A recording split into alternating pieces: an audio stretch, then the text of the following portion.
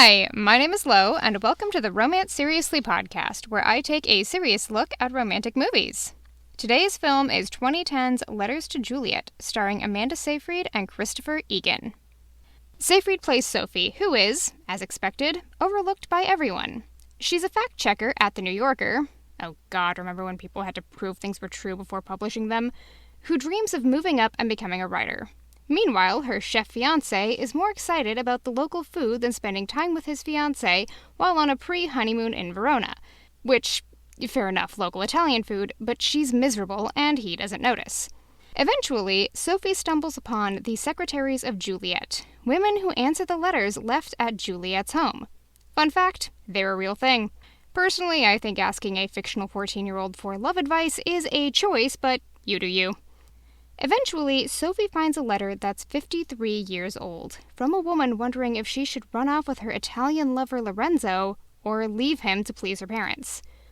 Sophie responds, and is stunned when the widowed Claire shows up, inspired by Sophie's letter to find her first love.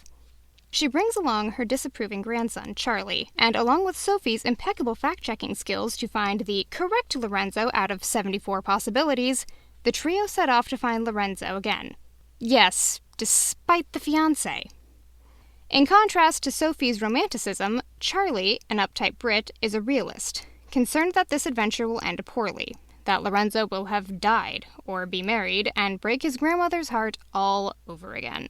Plus, he's a bit annoyed that the whole Lorenzo is Claire's true love thing kind of invalidates his grandparents' marriage and his entire existence.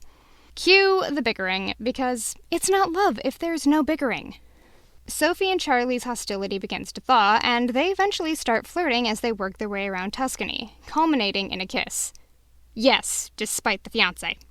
Eventually, the trio find the right Lorenzo, who is also recently widowed, and he and Claire happily reunite as Sophie leaves. Claire tells Charlie to go after her, not to wait 50 years like she did. Yes, despite the fiancé, and the fact that they've known each other for 5 days max.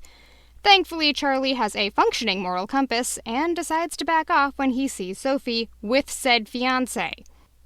Upon returning to the States, Sophie successfully sells a story about Claire and Lorenzo, gets invited to their wedding, and breaks up with her fiancé, saying that she loves how he is, but she's changed. Which, girl, no?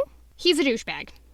She jets off to the wedding, hoping for a fairy tale of her own, only to learn that Charlie has gotten back together with his on-again, off-again girlfriend Patricia. Except that actually is his cousin of the same name, and Charlie and Sophie confess their love on, where else, a balcony.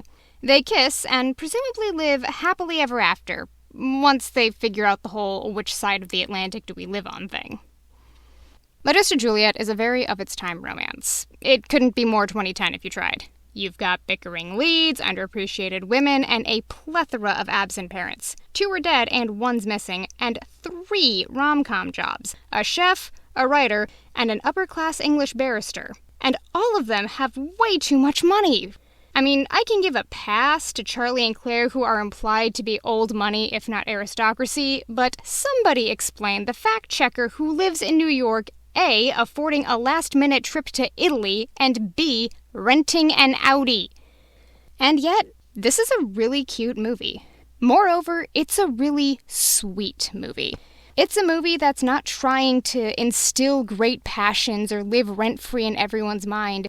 It's trying to give you a perfect cookie. It's not gonna change the world, but damn is it gonna make you feel better. One of Letters to Juliet's greatest strengths is that it actually has a plot. Don't get me wrong, I love a good no thoughts, just vibes romance as much as the next girl, or possibly more depending on the vibes, but the story of Claire's search is compelling in its own right, and reminds the audience that love isn't limited to the young. In fact, that's probably Letters to Juliet's greatest strength, that it is explicitly and textually about love. About what it is, and what you want, and whether you should risk everything for it or stay back and play it safe. What you should take out of love, and when you should say, I can't do this anymore. What Claire and Lorenzo's story does is not just put these discussions into the text of the movie rather than leaving them as implied subtext as many other rom-coms, but it reminds us that love isn't limited to the young. That love is something that can be found at any age and should be treasured at any age. I mean, this is a love story where Claire's Prince Charming literally rides up on a horse. How do you get more perfect than that? It also gains a lot from the reality subtext of the actors in question.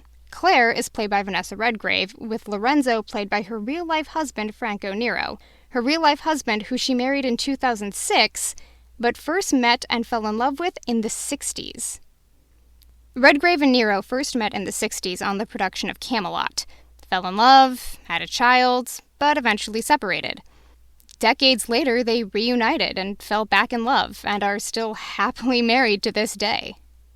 The story serves as a great reminder that not everything has to be done right the first time, or when you're young. That there are great things in life waiting for you at any moment, and just because you hit a certain age limit doesn't mean your life is now over. It's perfectly possible to be 70 and still find love. Of course, that is further helped by the fact that Vanessa Redgrave is playing Claire. I mean, my God, the woman is a master talent. She had so much warmth and humanity and subtlety to the plot just by showing up. Given that Claire is the one who really propels most of the plot, you need someone of her caliber who can both make the obvious statements and make them come across well, while also giving these subtle touches that just pull everything together. I mean, really, Sophie and Charlie are both willing to hold back and play it safe. Meanwhile, Claire at 70 is like, I am done giving a fuck. She's reached the point where she's stopped caring about other things and has no qualms about doing crazy shit like jetting off to Italy to find her first love, or relentlessly playing matchmaker for her grandson when she thinks she's found someone who would be good for him because what does she have to worry about? She's old. What's the worst that could happen? And thank goodness she does, because without her, Charlie and Sophie's relationship probably wouldn't have happened. Charlie and Sophie's relationship manages to avoid that most dreaded and yet omnipresent trope of the rom-com, the manic pixie dream girl. It's still very opposites attract, with Sophie being a very doe-eyed romantic to Charlie's more practical realism, but they're both quiet and reserved and driven mainly by fear. It just comes out in opposite ways. Charlie is afraid of things going badly and thus actively closes himself off so that nothing can ever hurt him, while Sophie is passive, hoping for things in her life to get better, but too afraid to take the steps to actually change her life.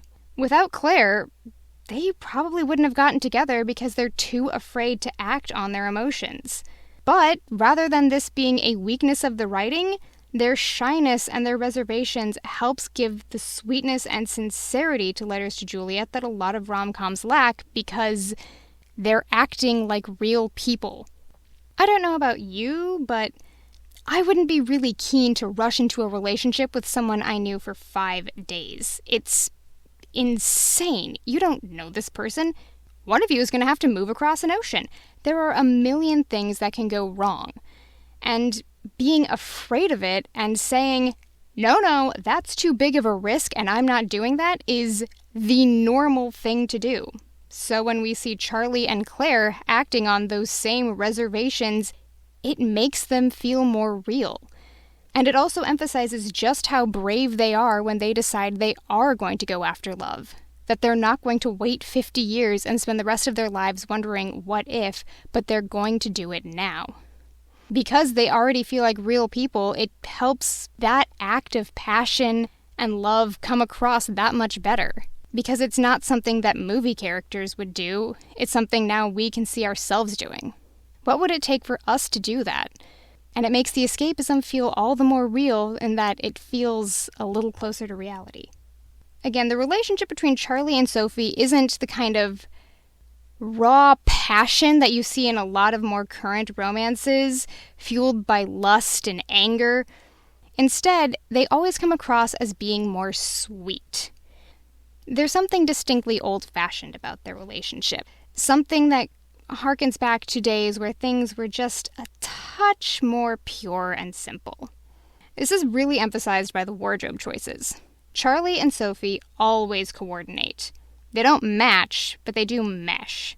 Sophie wears mostly pastels, sundresses, skirts, etc., and a lot of spaghetti straps, while Charlie wears slacks and button-downs, also in pale colors. The resulting figure they cut together is that they look old-fashioned but romantic. Something out of a bygone era rather than two people who are out of date.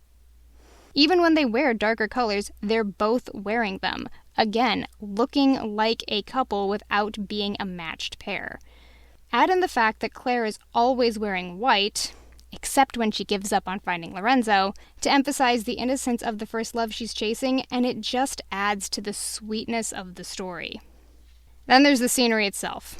Letters to Juliet was shot in Tuscany, and it shows. It's absolutely gorgeous. Warm tones, vineyards everywhere, lots of earth and dirt and natural elements that just make everything seem real and grounded, rather than being placed on artificial sets. It also helps that Charlie and Claire being rich means they keep staying in hotels that look like there used to be castles, which, that seems like that's pretty nice. If you really want to take an impulsive trip around Italy, find rich people to hang out with. Then there's the issue of Sophie's fiancé, Victor. Normally, I can't stand the inclusion of a disposable fiancé. It doesn't really add anything, and it always makes whoever is engaged to someone seem shittier by comparison, because they're in a presumably happy, functional relationship that they're willing to throw out the window the instant something new and shiny comes along. Not a good look. And yet, Letters to Juliet manages to subvert that problem with the inclusion of Victor, played by Gael Garcia Bernal. In most cases, the disposable fiancé is either bland but forgettable or a genuinely good person who really doesn't deserve this shit. Victor is not. It is extremely clear from the get-go that Victor and Sophie's relationship is incredibly dysfunctional. The primary problem is that he just doesn't pay attention to her in any capacity. Everything he does is about what he wants and what he would enjoy. He doesn't bother packing for a trip because he gets too caught up in making noodles for his restaurant. He doesn't notice how upset his fiancée is that he keeps blowing off the things she's interested in to go see more vineyards and food suppliers and a mushroom. He doesn't seem like a bad person, but he just cannot seem to wrap his head around the fact that in a relationship, you are supposed to care about the other person and want to make them happy. I mean, from the beginning, you're just looking at that and going, honey, no. Honey, I think you can do better. Sweetie, are you sure? And while it's true Sophie doesn't share his passion for food, she actually tries to take an interest, and only cracks when he just doesn't ever think about anything else. When she ends him, she's not explicitly ending it so she can go off and be with Charlie. She's ending it because their relationship doesn't work. That they went on a romantic trip together where they didn't spend any time together and neither of them minded very much, which isn't really great about your relationship. They're just not compatible, and that's the reason their relationship has to end. While it does free her to go date Charlie, that wasn't the point here, and that wasn't why she did it.